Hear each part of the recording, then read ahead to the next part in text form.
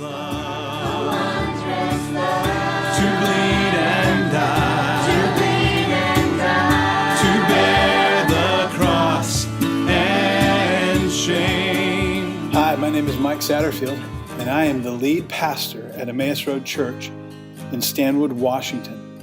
We officially launched on February 19th, 2017, and we are so excited to see what God will do in and through and among us this first year of our existence.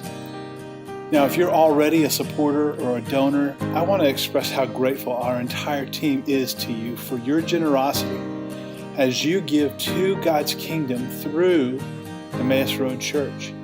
His kingdom is the surest investment that anyone can make, and you are already helping to bring the gospel to a corner of the United States that is steeped in spiritual darkness. But it's also a place where God is working in the hearts and lives of men and women in some amazing ways.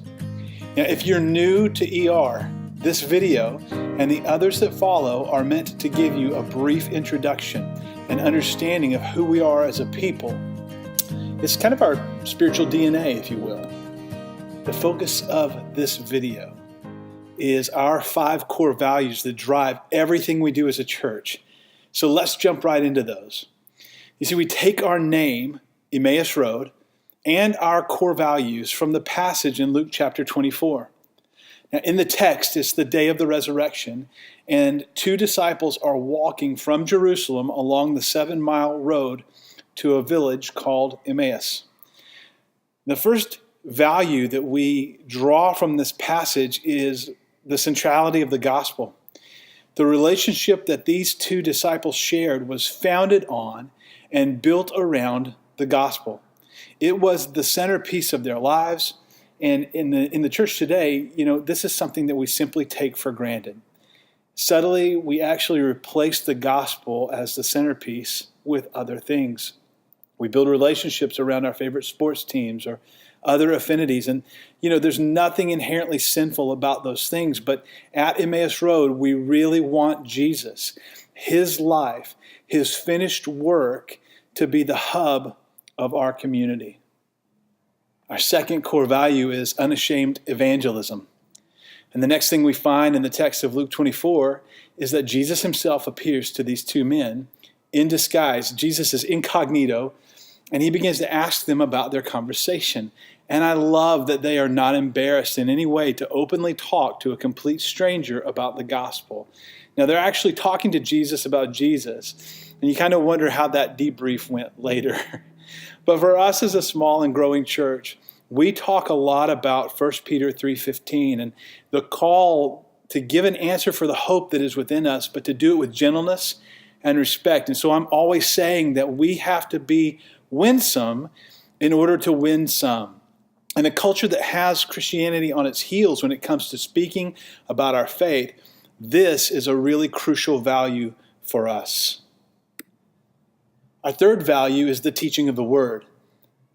At this point in the story, Jesus flips the script on these 2 disciples, whereas they've been telling him, and with some confusion and some holes in their understanding, Jesus takes them back to the Old Testament. He says, I'm going to take you back to Moses and the prophets, and we're going to systematically work through the Old Covenant in order to explain why these things had to happen to the Messiah. Jesus never appealed at any point during his incarnation to any other authority but the Word of God. And we recognize that same reality, that it is our ultimate authority as his followers. We also recognize that it is not the eloquence or delivery of the preacher that changes the hearts of men and women. It's our fidelity to the Word of God in our preaching and teaching. Our fourth value is the intensity of community.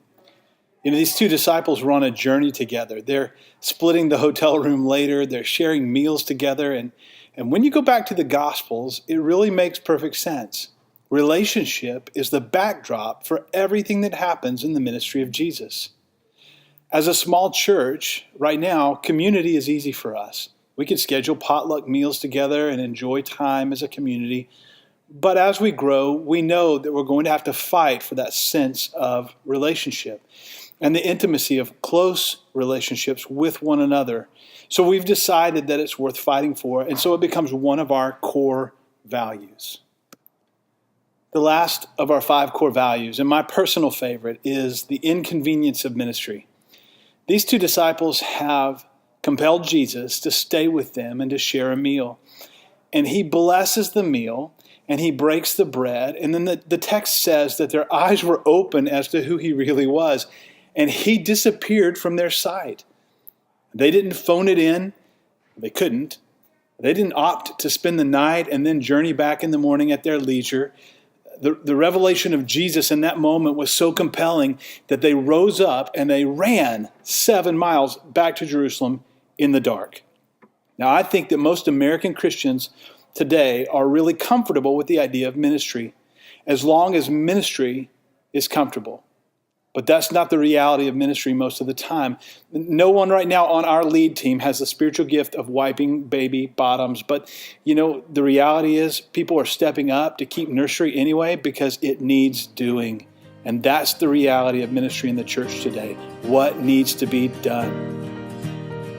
So those are our core values: the centrality of the gospel, unashamed evangelism, the teaching of the word, the intensity of community, and the inconvenience of ministry. Words create culture.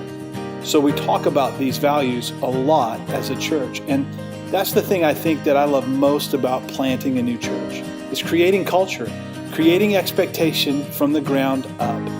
And it's an exciting endeavor. And most days, by exciting, I actually mean terrifying. So I want to thank you again for your generous giving and for your faithful praying. We desperately need both. And if God should lead you to realign and reorient your life to join us in this kingdom expansion, we gladly welcome that as well. Thank you for your time. Take and seal it for thy courts above.